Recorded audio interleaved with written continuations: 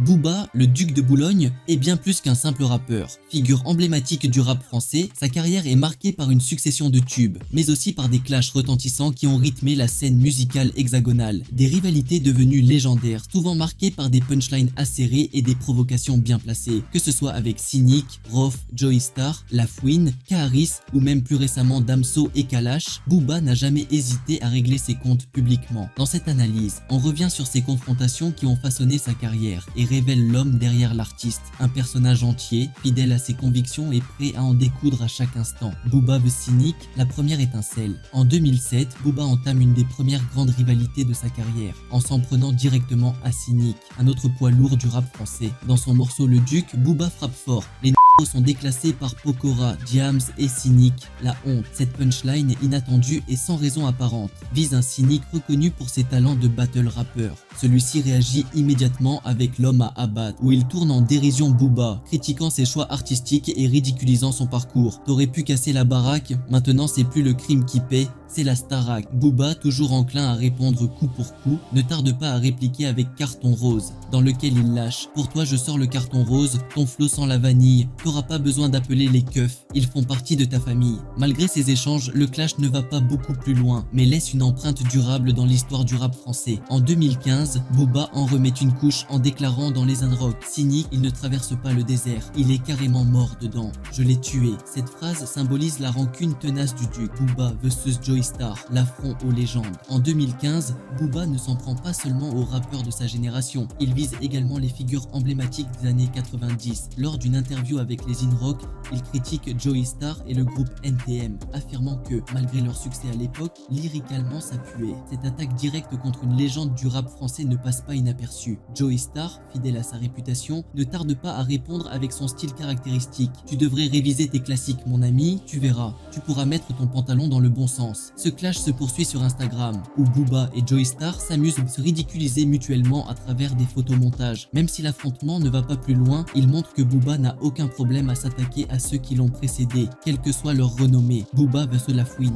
de la musique aux armes. L'un des clashs les plus violents et médiatisés de Booba est celui qu'il a opposé à La Fouine. Les deux rappeurs, autrefois alliés, avaient collaboré en 2009 sur Reste en chien, mais en 2012, tout dérape lorsque La Fouine fait une référence à Booba dans son morceau Panam Boss, mentionnant son clash avec Rof. Booba, fidèle à lui-même, réagit rapidement avec AC Milan, un titre dans lequel il attaque La Fouine de manière personnelle, évoquant des accusations d'agression sexuelle. En 2013, la tension monte encore lorsque des coups de feu sont tirés sur la voiture de La Fouine. Bien que la rumeur accuse Booba, La Fouine déclare: je ne peux pas croire qu'il m'ait envoyé quelqu'un pour me tirer dessus. Quelques mois plus tard, une bagarre éclate entre Booba et un proche de La Fouine à Miami. Booba diffuse fièrement la vidéo de l'altercation sur Instagram, confirmant que leur rivalité dépasse le cadre musical. Booba vs Rof, la guerre sans fin. Le conflit entre Booba et Rof remonte à plus d'une décennie. En 2008, Booba décide de sortir son album 0,9 le même jour que le code de l'horreur de Rof, une provocation qui met le feu aux poudres. Si Booba recule finalement, l'animosité est bel et bien installée. En 2012, Booba sort Wesh Moré, une attaque directe contre Rof qui réagit avec le remix Wesh Zoulette. Les insultes fusent de part et d'autre et la rivalité atteint un nouveau sommet en 2014. Lors d'un concert au Zénith, Rof interprète Wesh Zoulette en projetant un photomontage humiliant de Booba. Ce dernier, loin de se laisser faire, défie Rof sur Instagram, l'invitant à le retrouver sur Paris. La situation dégénère lorsque Rof, accompagné de plusieurs hommes, entre dans la boutique Unkud de Booba et agresse violemment un employé. Cet incident entraîne la condamnation de Rof à 5 ans de prison.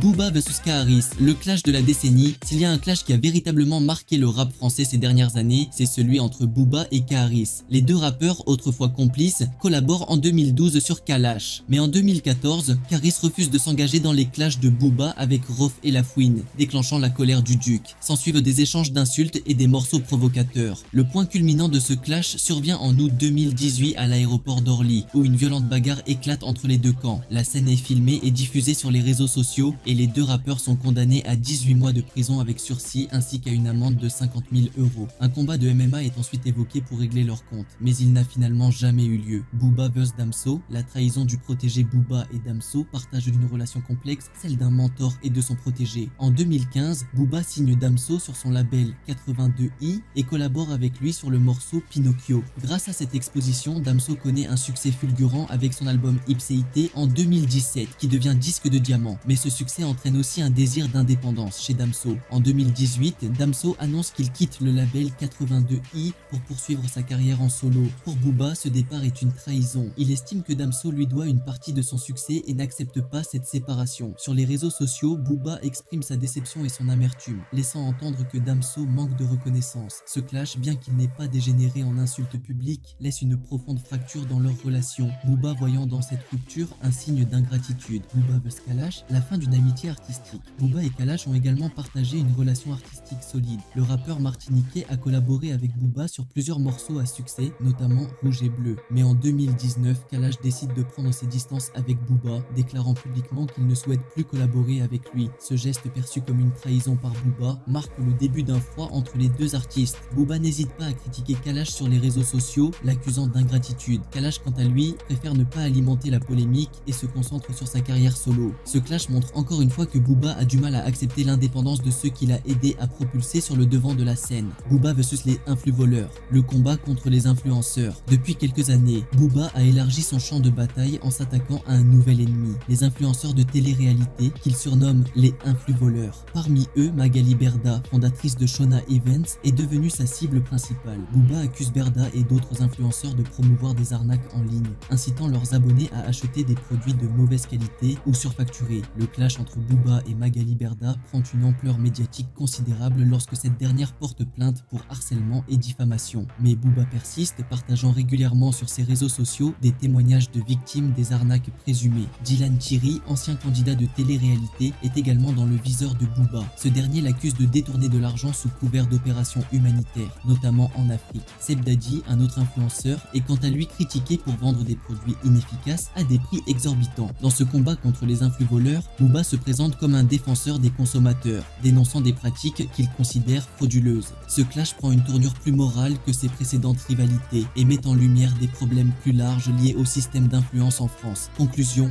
Booba, un combattant sur tous les fronts. Des rappeurs aux influenceurs, Booba continue de se battre sur tous les fronts. Ces clashs, qu'ils soient musicaux ou moraux, sont devenus une marque de fabrique. Avec Damso, Kalash ou les influenceurs, Booba incarne un rappeur qui refuse de se laisser trahir ou manipuler. Qu'on l'admire ou qu'on le critique, il reste un acteur incontournable du rap et du paysage médiatique français. Toujours prêt à en découdre, Booba continue d'écrire son histoire en multipliant les conflits et en consolidant son image de provocateur inébranlable. Une chose est certaine, le duc de Boulogne n'a pas fini de faire parler de lui.